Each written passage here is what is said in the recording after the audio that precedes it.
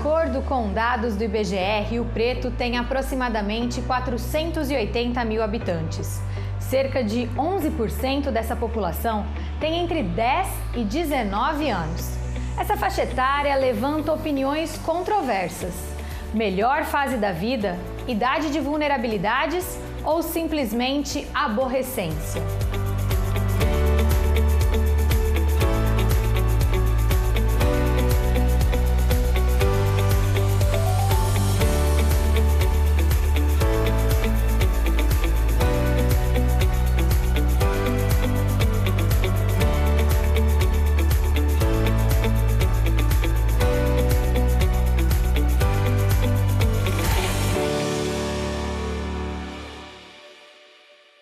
É difícil essa fase de tanto hormônio, de tanta coisa na cabeça, que parece que todo dia é o último dia do mundo, então que a gente, a qualquer momento, a gente quer experimentar coisas novas, fazer coisas que a gente nunca fez, fazer coisas de novo, a gente quer sempre estar experimentando e descobrindo o que a gente é, talvez em que grupo a gente ocupe, e que é muito difícil também lidar com a gente mesmo, porque já que é uma fase de tanta mudança na nossa vida, que a gente está, tipo, cada dia é diferente. Eu de amanhã não vai ser o mesmo dia de hoje, que, tipo, de vez em quando eu me olho no espelho, eu falo, nossa, quem que é essa pessoa? É eu isso aqui? E também tem aquela pressão que as pessoas mais velhas colocam de, a adolescência é a melhor fase da vida, você vai aproveitar muito nessa fase da vida, e às vezes não é sempre assim. Lógico que é uma fase muito importante, que a gente está se encontrando, mas que nem sempre ela é tão divertida e tão espetacular igual os mais velhos falam. Então, que os mais velhos, ao invés de falar que essa é a melhor fase da vida, é melhor eles entenderem o que a gente está passando, entenderem e ajudarem a gente a lidar. Eu acho que eu sou aquela pessoa divertida, aquela pessoa que está sempre tentando elevar a autoestima das pessoas, sabe? Sempre querendo colocar as coisas certas. Se alguém está triste, eu vou lá e tento resolver com ela, tento melhorar a vida dela, sabe? Eu nunca quero ver alguém triste e eu também não quero estar triste, né? Eu sou o Felipe, eu sou uma pessoa brincalhona. Eu morava na favela, comecei a morar perto do SECAP. E eu gosto de jogar futebol e jogar xadrez. Xadrez? Por quê? É um jogo interessante, de estratégia e é bom pra cabeça. Eu faço teatro, dança, etc. Desde o começo do ano passado, faz 2 anos já que eu comecei a fazer essas aulas. E atualmente eu tenho o objetivo de passar em artes cênicas da Unicamp, me tornar um artista, seguir nessa carreira. Eu danço, faço arte de circo, de vez em quando teatro. Comecei a fazer essas aulas ano passado também. Mas eu danço, dança especificamente é a minha paixão. Eu faço desde pequena. Eu tô mais interessada nessa área de política, né, como eu falei. Hoje eu tô no mandato jovem na Câmara Municipal e eu tenho muito esse interesse também pelo lado social. Já fiz alguns trabalhos voluntários e, enfim, gosto mesmo dessa parte de mexer com pessoas. Eu estou no 8º ano, indo pro 9º. E eu tenho muito interesse na área de jornalismo, sou comunicadora social e palestrante do Nação Valquírias. Eu acho que é um pouco difícil, sabe? Muitos momentos que você se sente muito confuso e confusa, sem saber lidar com as pessoas e com si próprio, sabe? Às vezes é difícil até ficar sozinho com você mesmo. Acho que no adolescente é uma pressão, tipo, você já não faz nada mesmo, você tem que buscar algo, você tem que correr atrás do seu futuro, você tem que saber o que você quer ser agora. Eu acho que isso é uma pressão muito grande, desnecessária, que é colocada entre a gente, e tem que ser tudo perfeccionismo, tipo, cara, a gente é adolescente, a gente tá numa fase que a gente tá vendo agora, a gente tá aprendendo muita coisa agora, aí essa questão de, tipo, você tem que fazer e fazer bem feito, você tem que ir lá e buscar você mesmo sozinho, mesmo sem saber de nada, e, tal pessoa faz isso, isso e aquilo, mas tal pessoa tem outras vivências que você, entendeu? Então essa pressão sobre o adolescente, querer encaixar ele num papel que ele não é, entendeu?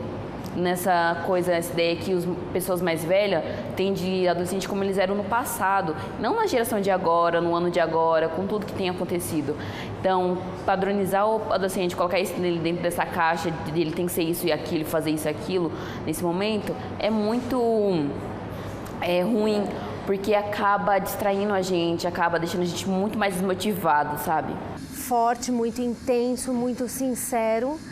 E às vezes a gente, no dia a dia, a gente fica muito extenuado de ter relações tão fortes, tão intensas. E aí é nesse lugar que se coloca que os adolescentes são muito intensos, eles fazem muito barulho, eles dão muito trabalho, porque eles não têm essas camadas que garantem uma convivência sem tanta interação. Eles são profundos, né? Eu acho que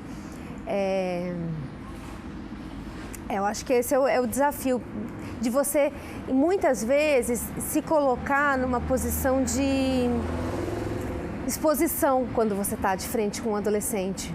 Porque ele não vai mediar para diminuir o seu mal-estar se o que ele colocar for desconfortável para você, por exemplo, entendeu?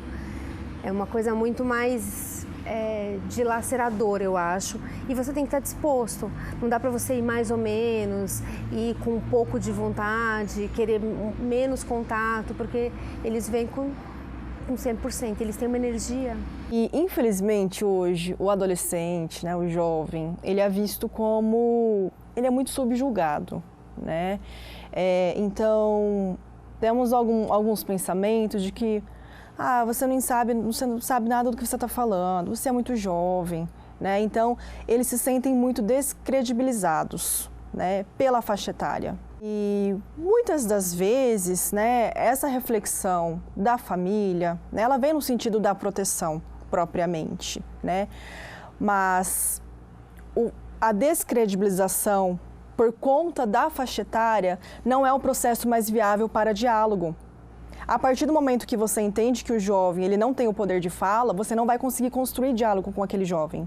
Então, para que eu possa ter um diálogo aberto, construtivo, no sentido de coletivo, no sentido de também aprender e essa parcela adulta não se colocar no sentido de eu sou o detentor do conhecimento, eu entendo tudo, a partir desse diálogo transversal, aí sim eu acredito que as possibilidades de diálogo sejam maiores, o que, na verdade, na maioria das vezes não ocorre.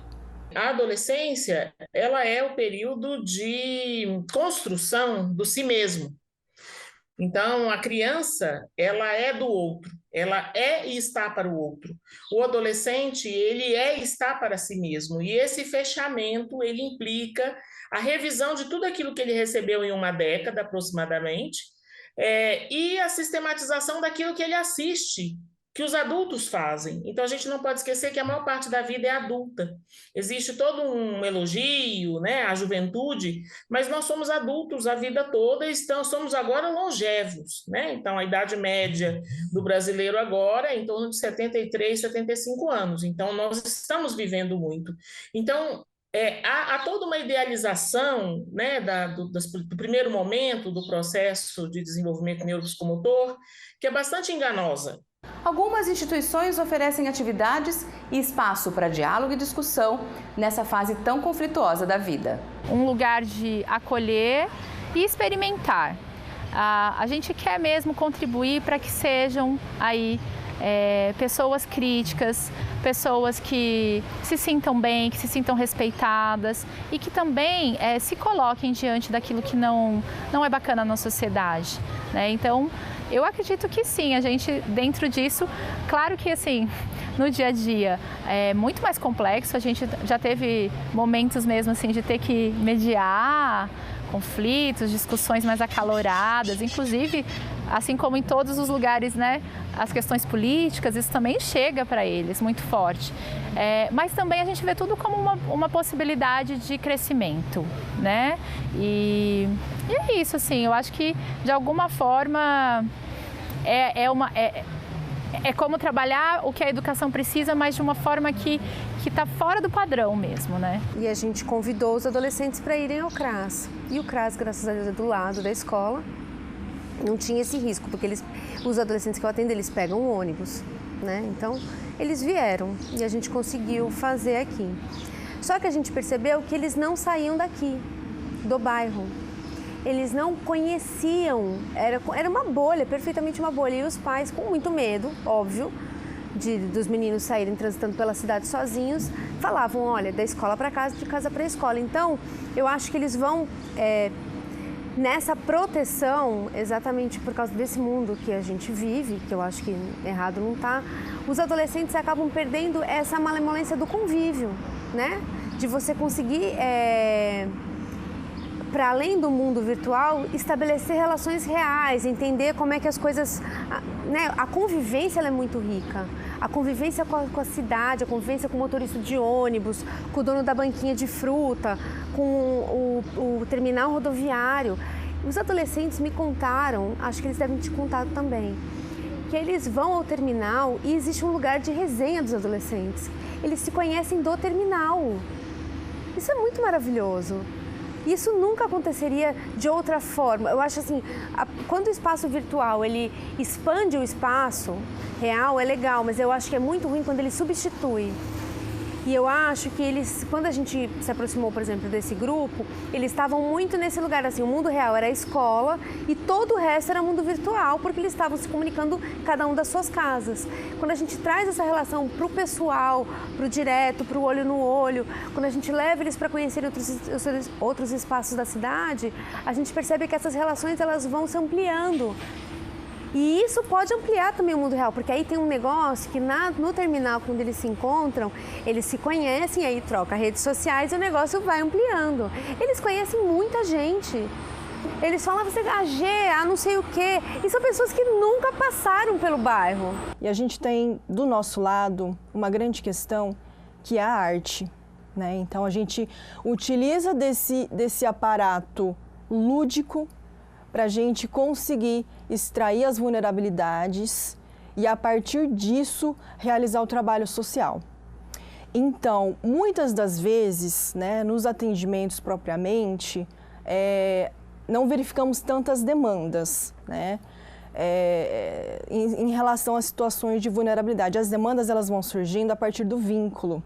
Então, a partir do momento que você vai se vinculando com aquele jovem, e as oficinas, né, as oficinas de teatro, oficina de dança, artes circenses, as rodas de conversa, elas possibilitam inúmeras situações do qual eles podem se expressar. E a partir desse momento de expressão é que eles podem realizar essas reflexões que a gente tanto fala, que a gente pode realizar a proteção social, né? Então, dentro de oficinas, a gente tem relato de violência sexual, a gente tem relato de situações de possível aliciamento de tráfico, né? Então, o nosso trabalho com a juventude é desafiador nesse sentido, né? Porém, o vínculo, né, é algo que está do nosso lado. Né, por conta da arte, a gente se vincula e aí a gente capta inúmeras dificuldades. E aí o nosso desafio hoje é trabalhar essas vulnerabilidades a partir dessa perspectiva e o que assim é bem desafiador, pensando hoje na conjuntura social, né, na situação de desemprego, né, a questão do tráfico, a questão do bullying, do cyberbullying. Então, é desafiador em vários aspectos, assim, né? A questão da depressão, né? No pós-pandemia. Então, eu acho que a gente sentiu muito, enquanto equipamento, essa reverberação. O diálogo é uma ferramenta muito importante para essa geração que se relaciona de maneira virtual, uma realidade agravada pela pandemia. Então, as crianças estão patologizadas e medicalizadas. Os adolescentes também, Roberta? Eles também estão? Os adolescentes, principalmente, porque as crianças, elas estão fazendo rascunho da vida. A adolescência é passar a limpo, né? Porque aí você vai ter que adquirir responsabilidade, a responsabilidade vai temperar suas experiências, né? Você saber que tudo custa e que você paga o preço antes. Os adolescentes não tiveram essa possibilidade de passar a limpo. Muita gente pulou do 9º ano para o 3º do ensino médio. Muitos saíram, né, do ensino fundamental 2 e caíram no novo ensino médio. Eu não sei o que é pior. No pós-pandemia, então, eu acho que a gente sentiu muito, enquanto equipamento, essa reverberação. Então, a gente teve muitos encaminhamentos de CAPS, né, ao CCJ. A gente percebeu muito essa questão da dificuldade de socialização propriamente, né? A perca dessa potência de socialização que a gente percebe que está sendo recuperada agora, Então, o processo pós-pandemia, ele deixou muitos resquícios, né? Eles ficaram muito tempo, né, em casa e o fato da gente trabalhar essa ressocialização foi um processo bem desafiador. Eu fui uma pessoa muito brincalhona. Aí os meus amigos também são brincalhão. Aí a gente fica brincando um com o outro. Aí quando a gente ficou no tempo da pandemia, aí deu uma tristeza, tem. Porque eu sempre fui acostumado a ficar com meus amigos. Sempre eu convivi em grupo. Eu leio muito hoje em dia, principalmente na pandemia, porque foi uma época muito ansiosa para mim. Eu lembro que eu tinha muita crise de ansiedade, eu era muito ansiosa porque poderia acontecer no futuro, que foi uma época bem parada. A gente entende que, principalmente depois da pandemia, essa socialização, ela está cada vez mais necessária, mas ao mesmo tempo é desafiadora. Porque em 2 anos, né, essa faixa etária específica que estava ali saindo da infância e indo para a adolescência, perdeu muito contato. Então hoje eles ficam muito mais, às vezes, no ambiente virtual, tendo relacionamentos, né, de amizade ou outros tipos.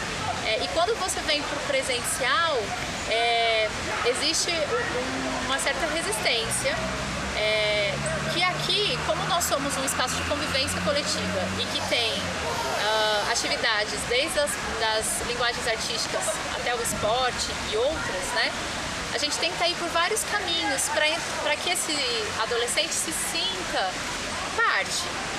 E depois de um tempo, isso é muito bacana perceber que eles realmente se integram e se fecham entre eles, inclusive. Então, como eu estava te falando, tem vezes que eles combinam de todos vir, tem vezes que não vem ninguém, porque eles se articulam mesmo. Mas até chegar nesse ponto é um processo um pouco lento e a gente percebeu que depois da pandemia isso ficou ainda mais, assim, agravado, né? Acentuada pela pandemia, a relação desses jovens com a internet, ainda que benéfica em alguns pontos, sem diálogo e mediação, pode causar prejuízos para além da juventude. Cyberbullying e pressão estética são apenas alguns pontos que afetam social e individualmente a vida dessa geração. E eu acho que também tem uma coisa dessa sociabilidade a partir da interação com as redes sociais, né? Então, tem umas histórias que eu não consigo entender, porque aí ela postou um negócio no Twitter que eu sei que era indireta pra mim. Aí no Instagram, no PVD, que é o privado é só de quem é realmente parça, que a família tá toda fora. Ali a pessoa posta as coisas que ela quer postar de verdade. No outro, que é o de todo mundo, se a pessoa posta uma foto da gatinha com ele, no de todo mundo, aí casou no nosso universo, entendeu? Porque aí superou o PVD. É tanta informação que eu fico pensando... Eu, adolescente, acredito que fiz muitas coisas das quais eu me envergonho. E tenho orgulho de me envergonhar. E tenho orgulho de tê-las feito, entendeu? E eu preciso, para o meu bem-estar, que isso não esteja filmado. Que isso não seja público. Quem viu, viu, e se Deus quiser, ninguém viu, amém, entendeu? Eu preciso disso, eu preciso poder errar. E eu acho que as redes sociais, elas são muito consequentes nesse sentido, porque a pessoa comete um erro, ela vai ser julgada, e aí ainda você pode, 10 anos depois, ainda trazer aquilo à tona de novo, jogar de novo na cara dela. Então, nesse sentido, eu acho que fica muito chato. Eles estão muito cerceados, eu acho. Muito expostos e muito julgados o tempo inteiro, porque é essa coisa de você o tempo inteiro ter que mostrar isso e aquilo. Ai, nossa senhora, deve ser exaustivo. Uma relação difícil, porque eu particularmente não posso postar que eu tô dançando, porque podem me julgar, né? E consequentemente eu vou ficar triste se eu publicar. Então eu prefiro não me abrir nessas coisas aí de mostrar o que eu tô fazendo, porque pra mim leva também a inveja, sabe? De alguns que não vê que a gente tá feliz e simplesmente quer colocar o ódio, sabe? Ali na nossa atividade, no que a gente tá fazendo. É muito difícil, eu acho, porque a gente acaba se pressionando muito, se comparando demais. Eu acho que o acesso às redes sociais deveria ser bem controlado pelos pais, porque para mim afeta muito. E eu vejo isso nas crianças de hoje em dia que estão vindo muito precocemente, no acesso muito rápido, e até para mim mesmo, que tive um acesso rápido e nem tanto, sabe? Como, sei lá, 13 anos, 12. E tô vendo crianças de 7, 8 tendo esse acesso tão abrangente e que afeta muito a mente, sabe? A gente ainda nem sabe o que a gente já tá vendo o outro que vive tal coisa, é tal coisa, e a gente quer ser ele, sabe? Então isso não faz muito sentido. E daí a gente ficar nessas redes sociais se comparando, vendo a todo momento, a gente coloca uma pressão muito grande. Então eu acho que isso é uma coisa muito ruim. Essa questão, um dos pontos negativos da rede social, essa questão de se encaixar, né? A gente se força muito a se encaixar por querer ser aceito. E acho que se a gente não se encaixar em tal padrão, ou com tal pessoa, com tal grupo, a gente vai ser muito julgado, sabe? E muito afastado. Então essa questão de se forçar a se encaixar também é uma questão que atrapalha bastante. A rede social ela tem pontos positivos e pontos negativos, lógico. Como pontos positivos, a gente pode tentar pautar aqui, é um acesso à informação que a gente tem a qualquer instante. Então é algo que a gente pode tirar uma dúvida em relação a alguma coisa, que a gente pode tentar enxergar alguma coisa que a gente não enxerga, fazer uma interpretação, essas coisas. Mas como uma parte ruim, vários motivos, talvez por a parte da gente tentar se espelhar em algo que a gente não é. Porque, principalmente com o crescimento das redes sociais, a gente acaba vendo padrões de beleza que são, de alguma maneira, até inalcançável pra gente. E que a gente acaba vendo aquela pessoa e tentando ser igual a ela ou nos diminuindo por causa dela. Então, acho isso muito ruim. E também o fato de um adolescente tentar criar uma imagem dele na internet do que ele não é. Então, o adolescente na internet é uma pessoa, tenta se encaixar num certo grupo que, na verdade, ele não se encaixa. E isso é muito difícil, porque às vezes ele se vê naquele grupo, só que ele não é. Então, ele tenta moldar uma personalidade que não é dele para estar ali. Eu acho que é uma relação extremamente abusiva, assim, né? É uma relação que impacta o psicológico, primeiramente, né? Então, temos muito uma reflexão sobre o estereótipo de corpos, né, que hoje é muito preponderante, não somente no gênero feminino, como também no masculino. E isso reverbera muito nos processos de autoestima das nossas jovens, né, esse padrão estético de corpo ideal, né. Então, e a questão dessa falta de autoestima reverbera nos processos depressivos, que possivelmente possa haver um suicídio.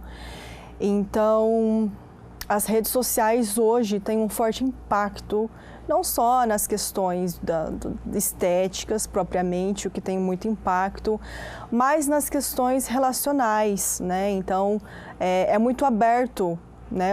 As redes sociais são públicas, né? Então, qualquer jovem, qualquer pessoa pode, na rede social, pode realizar um comentário e esse comentário reverberar, né? Comentários homofóbicos, comentários machistas, né? E, então, comentários que excluem, né? Então, isso, de fato, tem um grande impacto, principalmente na saúde mental.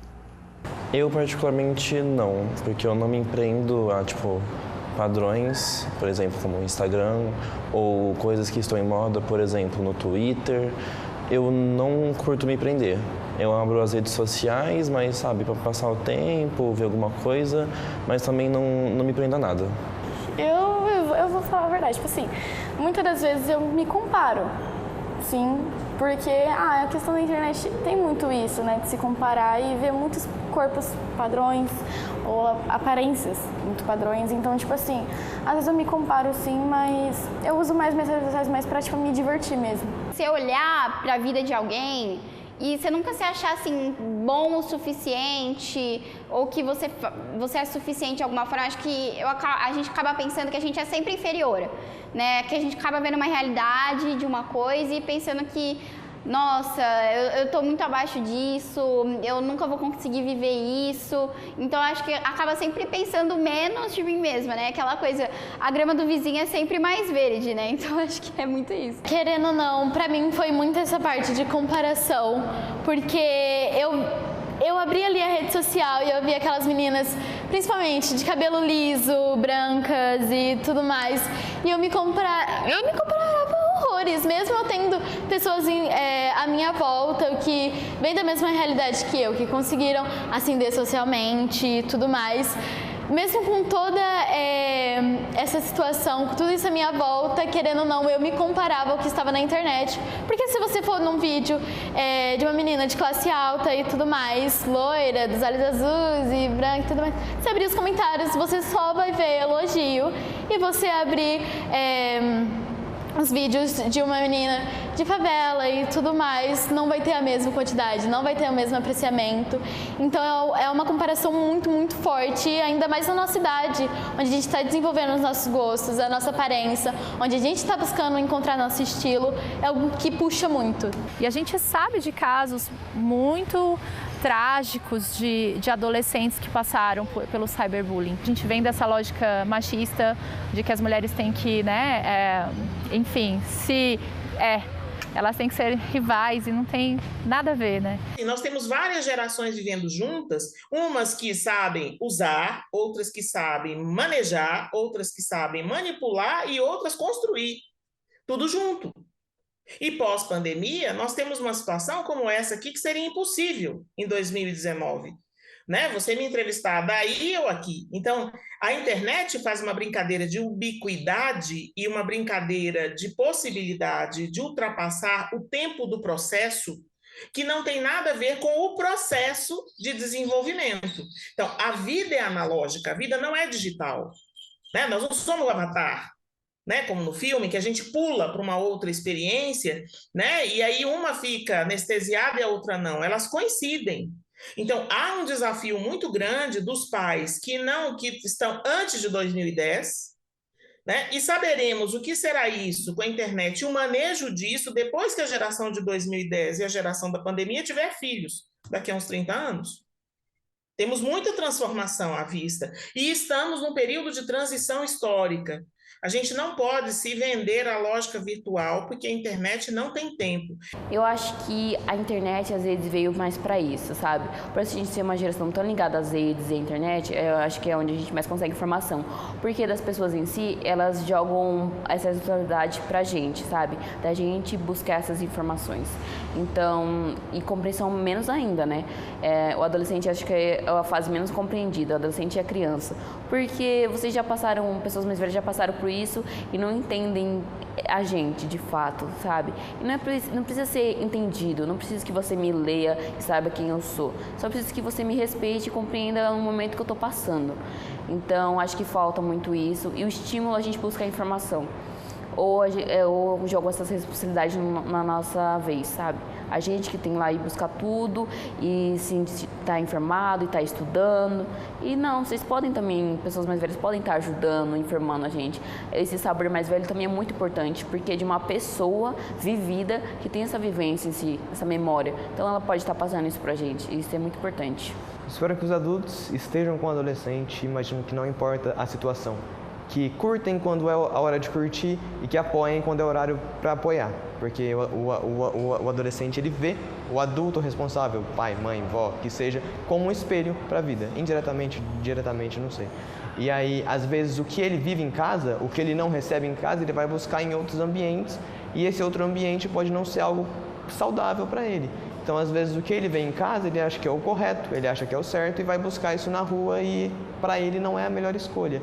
Então, eu imagino que o pai, o responsável pelo adolescente, tem um papel muito importante em apoiar o adolescente, em sempre estar de ouvidos, ouvir o que for necessário e ajudar da melhor maneira possível para os dois terem uma convivência boa, uma boa convivência. Às vezes, eles já vêm com uma ideia pronta do que a gente está sentindo ou do que a gente deveria sentir, por que caminho a gente deveria ir, quando na verdade a gente precisa mais de alguém para escutar, né? Porque ninguém é igual, então a gente sente diferente, a gente pensa diferente e nem sempre a gente consegue falar isso abertamente, ter alguém em casa que a gente possa realmente descarregar. Eu não sou muito aberto, não.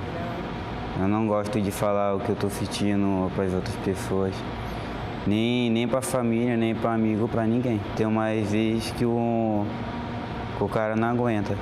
Ele pode chorar, faz coisa, pode brincar com menina que não importa se é menino ou homem, que é tudo a mesma coisa, que só muda é a sexualidade. Mas seus amigos pensam assim? Penso. Eles choram na sua frente? Não. Uma coisa que eu acho que me toca muito é quando eles falam assim, eu quero ouvir de um adulto, mas eu não quero ouvir desses adultos que vão ficar me enchendo o saco, entendeu? Eu preciso ter um papo reto com alguém que tem discernimento, mas que não vai ficar falando o que eu tenho que ser, o que eu tenho que fazer. Que eu acho que às vezes falta isso mesmo, assim. Eu acho que até pela estrutura autoritária da nossa sociedade, pela forma como a gente está acostumado a educar e criar, que é você mandar e falar o que o outro tem que fazer. E aí, como eles não conseguem contar para os pais algumas coisas, então assim, não consigo contar que beijo meninas. Não consigo contar que beijo meninos, eu não vou conseguir contar tudo o que aconteceu a partir disso. Não consigo contar que fumei um cigarro. E aí, daí pra frente, tem um monte de coisa que precisava contar, que o cigarro era só um detalhe, entendeu? E aí, não consigo contar que transei, não consigo contar que estourou a camisinha, não consigo... E isso tudo desprotege. É uma coisa que a gente fica, inclusive, questionando muito, por exemplo, os casos de automutilação, que os pais não conseguem ficar sabendo disso. Então, assim, o quanto eles estão não sabendo, para não saber uma coisa grave dessa. Passou muita coisa. Uma adolescente que chora 6 horas numa tarde, 6 horas seguidas. A gente precisa esperar chegar em outra coisa para entender que isso é um problema? Tem muito a questão do, é hormônio?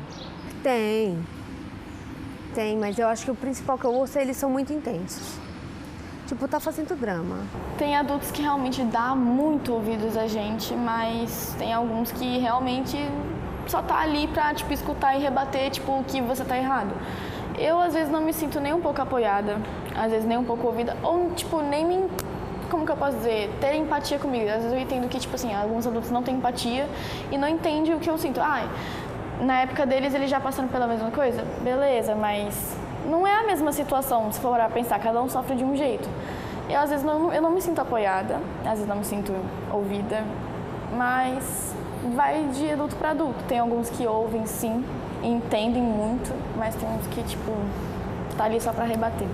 Tem certas situações onde os pais estão totalmente certos, mas por talvez orgulho ou algo do tipo, algo que aconteceu ontem, talvez, você acaba não falando, não, mãe, não, pai, você está certo, realmente.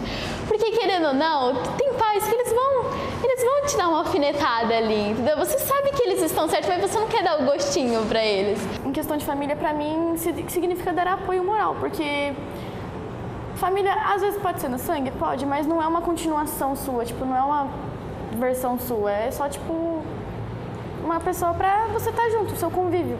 É um laço, entendeu, que você tem com alguém. E parte ruim é querer, dependendo da criação, obviamente, mas é querer agradar o tempo todo também. Às vezes os pais entenderem que, como eles são seus filhos, ele acha que você tem que ser uma versão dele, uma versão, tipo, melhor dele, mas na verdade você é você, ele só te deu a vida, ele não é, tipo, uma continuidade sua. Você só tem que, tipo assim, seguir a sua vida só que do jeito que você acha melhor, mas você não tem que ser uma continuidade dele. E é isso que muitas vezes que os pais acham e às vezes acaba, tipo, abalando a mente de alguns jovens. Eu acho que família é a questão, tipo, de história, sabe? É a família da minha história, da onde eu vim, a família quem ajudou a construir meu caráter, meus pensamentos e minhas opiniões. Muito isso. E é muito bom ter família, porque é quem você recorre nos seus piores momentos, é quem te apoia, é quem vai estar lá para te ajudar, vai te dar muitas ajudas e, tipo, mostrar um caminho bom para você. É quem está lá para te orientar bastante. Lado ruim, eu acho que as pessoas levam essa desculpa porque eu sou da sua família, eu posso controlar você, eu posso mudar na sua vida, eu posso decidir quem você vai ser. Então, ninguém pode isso, sabe? Ninguém pode ter esse controle sobre o outro. Então a família usar essa desculpa por eu sou do mesmo sangue, por eu ter te criado, por eu ter bancado tudo pra você, eu posso mandar em você, eu posso dizer quem você vai ser. Acho que família é de onde a gente veio, não necessariamente o que a gente é, mas de onde a gente veio. Então são aquelas pessoas que criaram a gente, que de certa forma apoiaram, que estavam lá, acompanharam o nosso crescimento de uma maneira mais presente ou menos presente, que seja. Acho que família para mim não é a mesma família para outras pessoas, então, e agora a parte ruim da família, eu acho que a família, ela tenta impor coisas em cima de você só por fazer parte daquela família. Então, eu tenho meu avô médico, meu pai é médico, eles vão querer que eu vou ser o quê? Médico também. Então, a família ela vai impor um certo pensamento, um certo pensamento, uma certa responsabilidade em cima de você que você não precisa ter. Então, não é só porque você faz parte daquela família que você precisa ser igual a ela.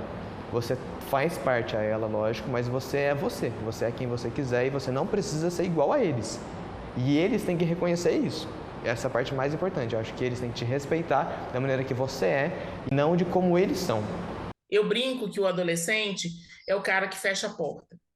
É a moça que fecha a porta. E aí os pais, os adultos, têm que colocar o banquinho na porta e esperar. Esperar. Né? E aí rever os seus conceitos. Nossa, eu queria tanto um filho. Então, você teve seu filho, ele viveu uma determinada experiência, agora ele precisa passar por outra, onde ele vai ter que descobrir o que ele tem a fazer. Se na infância ele conseguiu construir o kit de sobrevivência, que aí sim é função dos adultos, né? E eu chamo de kit de sobrevivência 4 coisas muito simples, né? Cuidar de si mesmo. Ele sabe tomar banho, escovar dente, esquentar uma água no micro-ondas.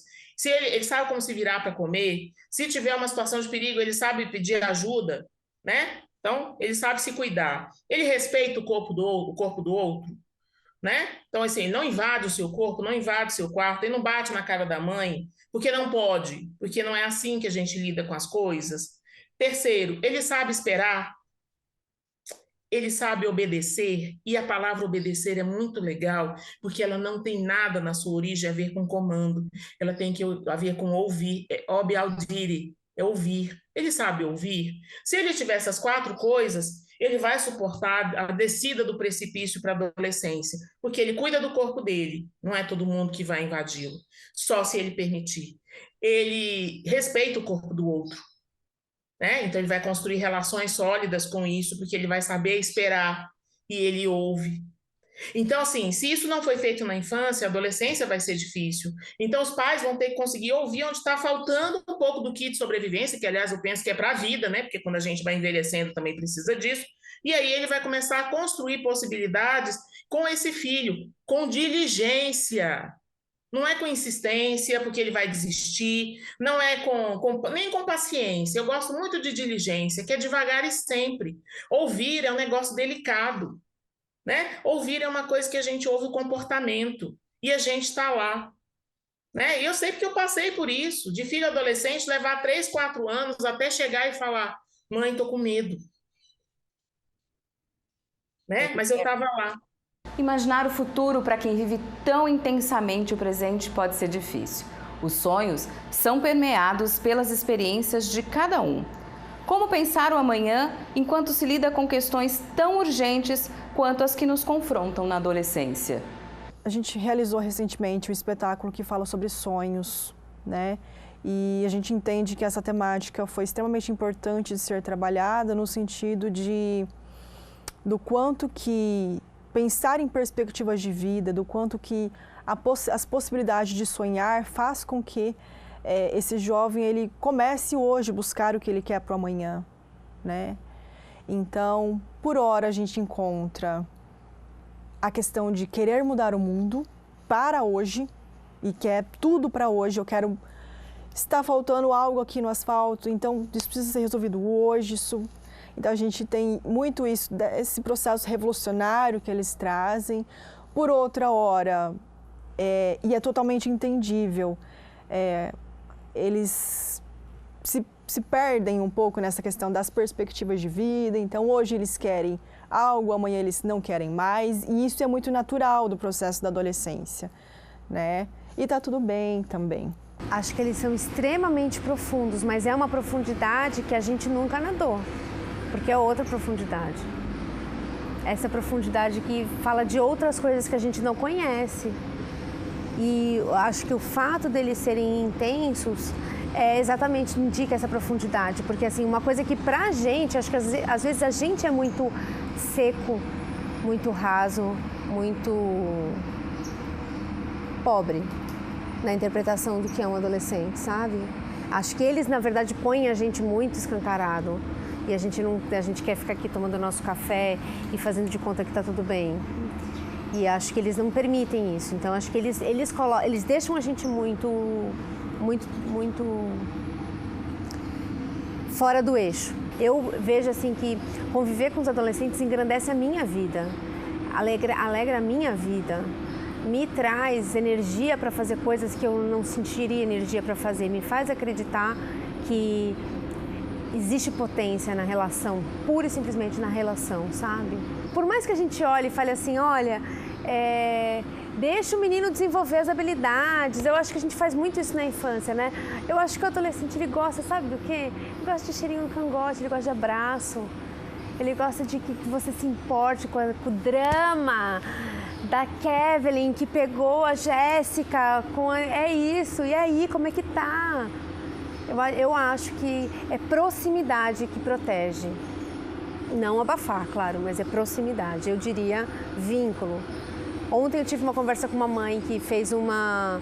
Ela falou assim, era o que ele queria, eu coloquei ele num apartamento para morar sozinho, com um companheiro meu de trabalho, eu racho com ele o aluguel, e acho que vai ser melhor assim. Eu falei, põe ele de volta dentro da sua casa. Mas ele é o que ele quer, ele não sabe o que ele quer, se você deixar ele ficar sem tomar banho. Ele não sabe. Não trate como adulto, não é um adulto. É uma criança grande em vários aspectos. Então meu convite é esse, assim, abrace mais, julgue menos, assim, traz mais para perto, que mais para perto é melhor. Porque o adolescente pergunta para o adulto, o que a gente faz com a agonia de viver? O que é ser adulto? O que é a vida? E aí a gente adulto não tem resposta, porque a gente vive mergulhado num monte de ilusões que a gente constrói para nos protegermos exatamente dessas perguntas. Então a gente fala que isso que você ouve não é música, isso que você assiste não presta, isso que você fala não tem nada a ver, né? Quer dizer, no meu tempo era melhor, para desmerecer o adolescente naquilo que ele toca na nossa ferida. Existirmos, a que será que se destina? Pretendo bastante curtir minha vida, pelo menos até meus 30 anos, assim, suave. E, sei lá, conquistar uns sonhos pequenos que a gente tem aqui dentro. É como eu falei, aquele adulto bem-sucedido, que vai estar fazendo o que ele gosta.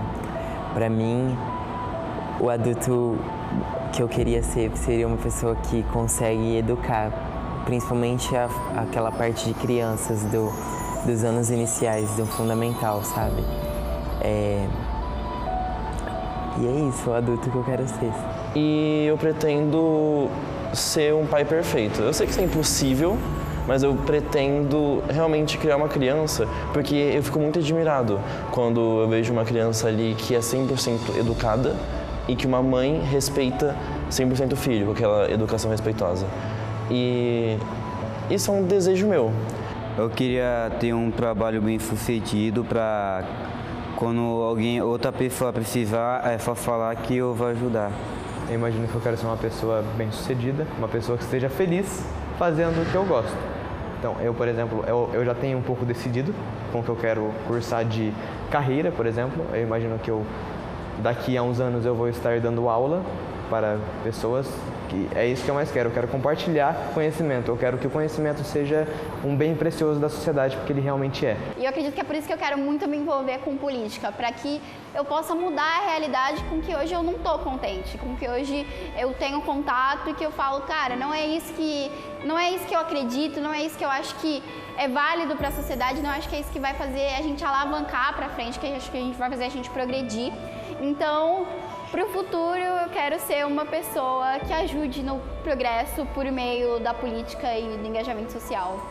Eu acredito que eu quero ser uma pessoa que não esqueça as origens, que não esqueça de onde eu vim, de quem me ajudou, que eu não perca isso isso de solidariedade, ajudar as pessoas que estão à minha volta, ajudar as pessoas que não estão em uma situação tão legal. Assim como o Instituto fez comigo, eu quero multiplicar o impacto. Difícil essa pergunta. Eu acho que é difícil saber o que eu quero ser de fato. Eu só quero, sei lá, poder viver em paz, num mundo bom, um mundo com menos criminalidade, um mundo que eu seja aceita e respeitada em qualquer ambiente que seja, sabe? Eu quero ser uma pessoa que esteja lá para cuidar do planeta, que esteja lá para cuidar das pessoas ao meu redor e para cuidar de mim mesma. Que eu possa, tipo, levar informação para os outros. Quero ser uma pessoa que possa ser comunicativa o suficiente para ajudar as pessoas só falando, sabe? E acho que basicamente isso.